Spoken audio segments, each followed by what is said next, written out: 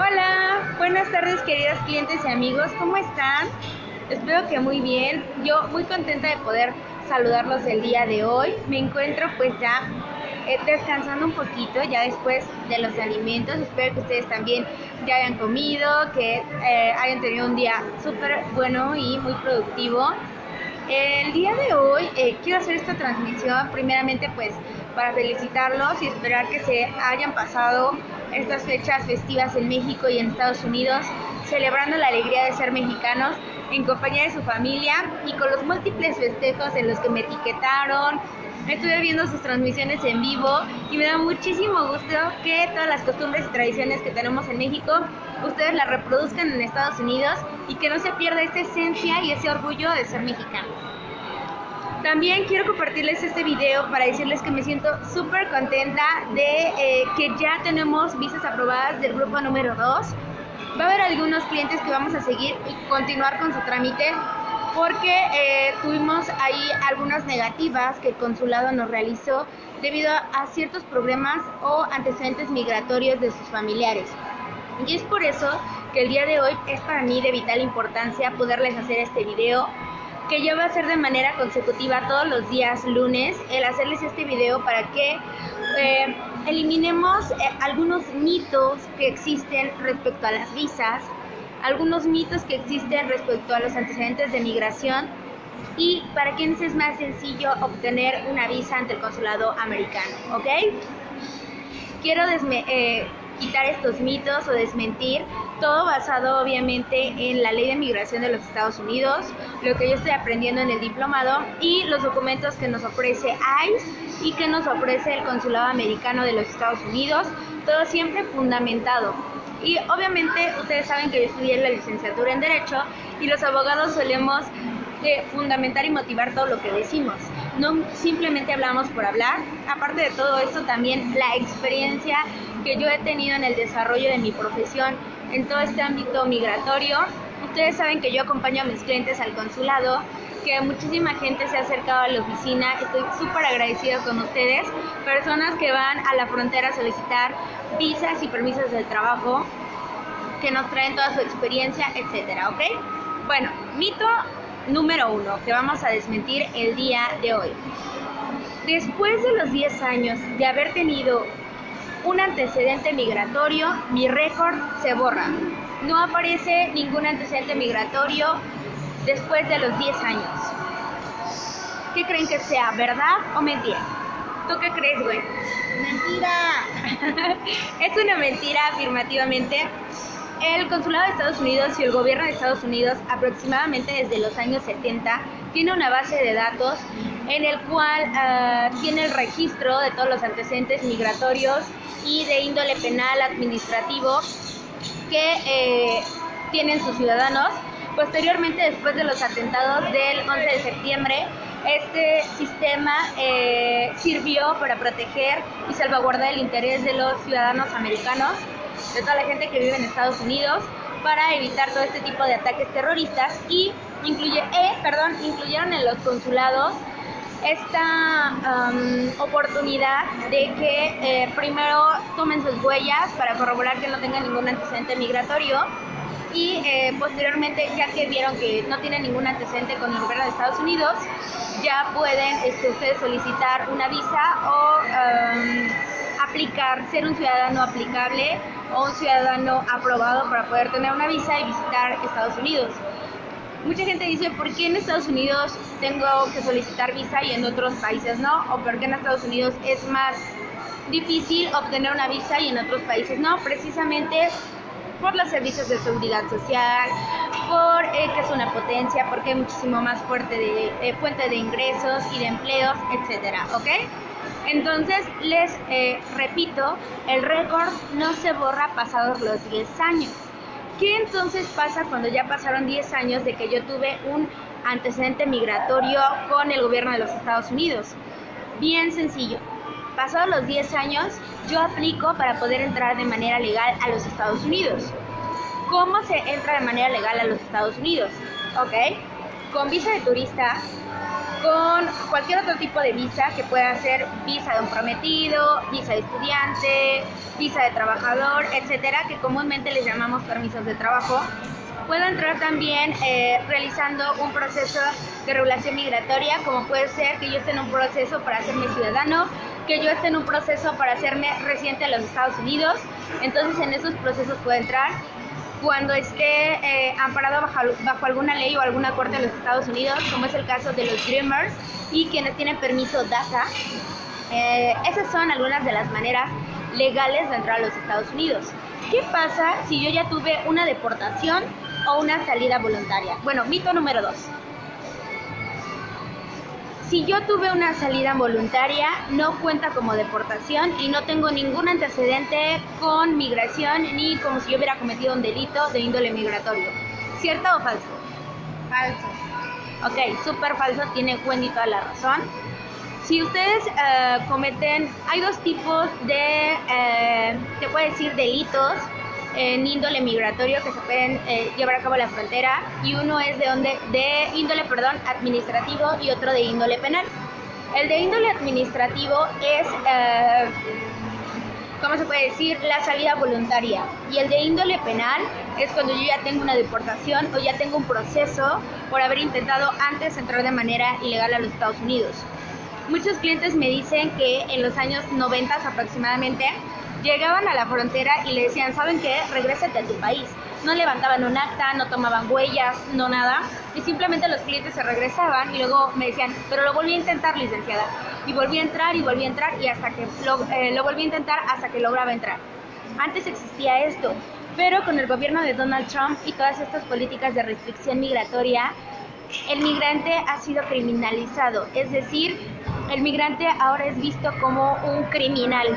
Entonces, ¿para qué le sirve esto al gobierno de Estados Unidos? Todos pensaríamos, pues gasta más con la policía, levantando un expediente o un acta administrativo o penal en contra de un migrante que trató de cruzar de manera ilegal. Y gasta más también, porque como ustedes saben, en Estados Unidos las cárceles son privadas. Entonces, cada día que Estados Unidos o el gobierno de Estados Unidos tiene un reo en la cárcel, tiene que pagar una suma de dinero. ¿Ok? Entonces, le resulta un poco más caro al gobierno de Estados Unidos, pero a la larga es más barato, porque existen muchísimos procesos de regulación migratoria. Ustedes saben el boletín de visas cómo va trazado respecto a todos estos procesos de regulación migratoria, porque la mayoría de los clientes que han pasado más de 10 años en los Estados Unidos, ya tienen hijos, ya tienen toda una vida ahí, tienen una mayor oportunidad de poder acceder a todos estos procesos de regulación migratoria. ¿Qué me refiero con proceso de regulación migratoria? Es decir, poder acceder a un permiso de trabajo, a una residencia o a una ciudadanía americana. Entonces ustedes saben que si pagan sus tasas, si han estado pagando sus cuotas de aportación social, si no han tenido ningún delito, es muy sencillo, bueno, tarda un poco de tiempo, pero sí pueden ser aplicables para solicitar una residencia o una ciudadanía. Pero ¿qué pasa? Y ustedes lo saben mucho mejor que yo, cuando tenemos alguna infracción, incluso de índole administrativa, como haber excedido el límite de velocidad, no haber pagado, no sé, una multa de tránsito, etcétera. Eso afecta a nuestro récord, como lo dicen ustedes, y todas estas cosas son pretextos que utiliza el gobierno de Estados Unidos para negar todos estos procesos de regulación migratoria. ¿Qué pasa cuanto más si yo tengo un antecedente de deportación o de salida voluntaria? Obviamente no voy a ser aplicable para poder llevar a cabo este proceso. O a lo mejor soy aplicable o aplico para este proceso, pero me va a ser mucho más difícil. Me ponen como más pretextos por no haber respetado la ley tan fervientemente como lo hacen los Estados Unidos, ¿ok? Entonces, con estos procesos de regulación migratoria y el hacer algunos delitos que van en contra del gobierno de los Estados Unidos, no nos permiten acceder a todo este tipo de programas. Por eso es una mentira completamente que después de los 10 años el récord se borra, ¿ok? El récord siempre está presente. Lo que pasa después de los 10 años es que yo puedo acceder a un proceso de regulación migratoria, como obviamente con un abogado de migración que esté en los Estados Unidos y que este abogado tenga licencia para trabajar en los Estados Unidos. Es muy diferente a los abogados que estamos en México.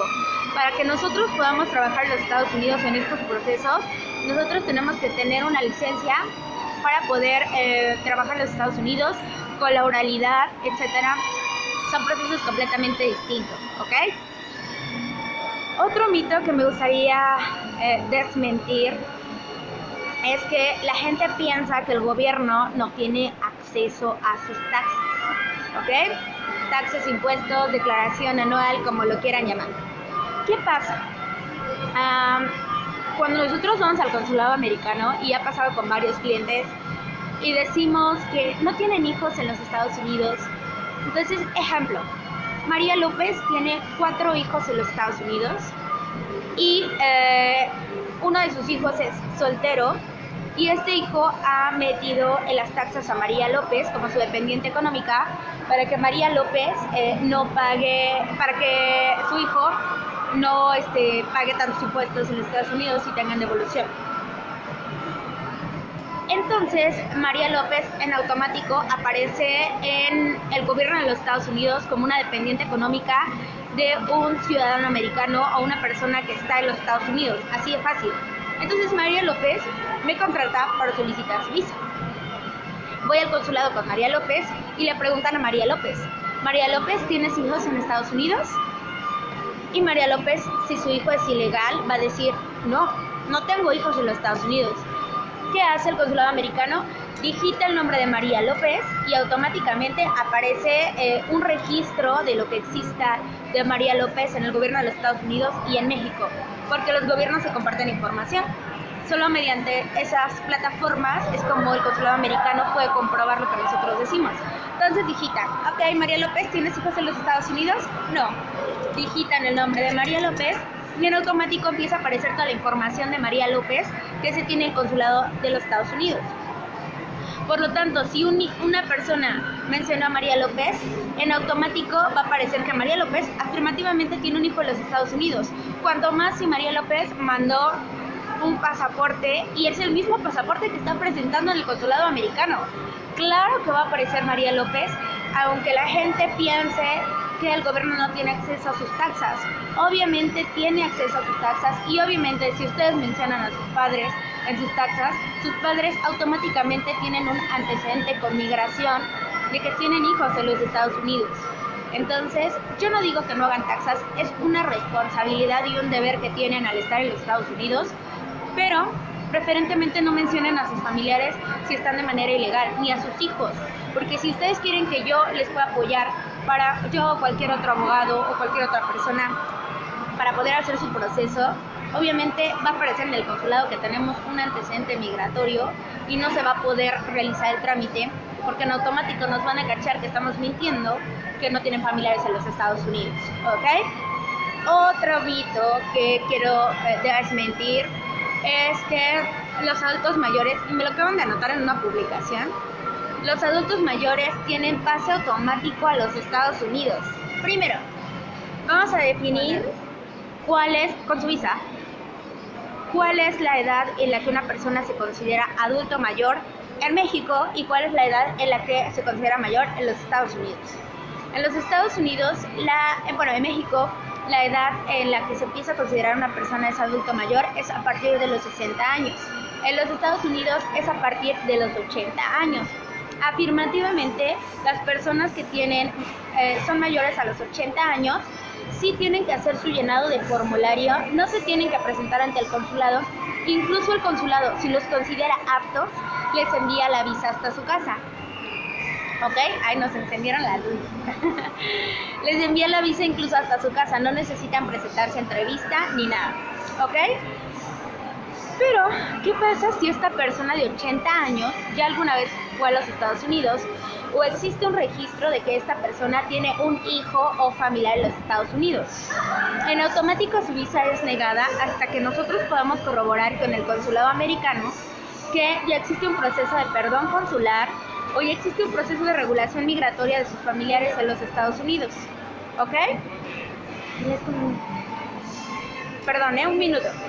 Entonces, hasta que nosotros terminamos este proceso de regulación migratoria, es conforme lo podemos realizar. ¿Ok? Entonces, hasta que nosotros tenemos ya todo de manera legal, es conforme nosotros podemos irlos pidiendo ante el consulado. No importa la edad que tenga. Tengo algunos clientes del municipio de Joquicingo que son mayores de 80 años y solicitaron en 3 ocasiones su visa. Entonces, si nosotros no logramos corroborar los lazos que los unan a México y la relación que tengan con algún familiar en los Estados Unidos, les van a seguir negando la visa una y otra vez, aunque tengan los 80 años cumplidos. No es algo que sea un requisito indispensable para poder realizar este proceso. Es otro mito que quería aclarar con ustedes. Y pues creo que esos son todos por el día de hoy, ¿verdad? Si ustedes tienen algún otro mito o creencia que les han platicado sus familiares, recuerden que las leyes de migración, las leyes de México, las circunstancias administrativas o los procesos administrativos que se llevan ante migración también van cambiando dependiendo de la administración. No son los mismos procesos que se llevaban a cabo con Obama que los procesos que estamos llevando ahora con Donald Trump. Algunas personas que se han ido de manera ilegal me han comentado que anteriormente los deportaban inmediatamente cuando trataran de realizar un proceso, no importaba el número de veces que hayan intentado cruzar. Ahora, como ustedes saben, pueden tener una prisión de 3 a 6 meses si es la segunda o la tercera ocasión que ustedes tratan de cruzar de manera ilegal. Antes eso no se presentaba, pero les repito, las leyes cambian dependiendo de la administración y el gobierno que tengan en Estados Unidos. Si ustedes llegaran a tener cualquier otra duda, mito que ustedes quieran resolver y que quieran que lo platiquemos en las publicaciones, lo estaremos haciendo todos los días lunes, después de las 6 de la tarde aproximadamente, para poder atender todas sus dudas. Pues espero que haya sido muy clara, sé que a veces me extiendo un poquito, pero espero que hayan entendido todo, ¿ok? Les envío un saludo, muchísimas gracias por seguir mis transmisiones. Saludos a Washington, a Pensilvania, a Maryland, Carolina del Norte, Carolina del Sur. Les agradezco muchísimo todas sus buenas vibras y ya estaremos empezando con el siguiente grupo. Muchas gracias por seguir mis transmisiones y los espero para la siguiente. Adiós.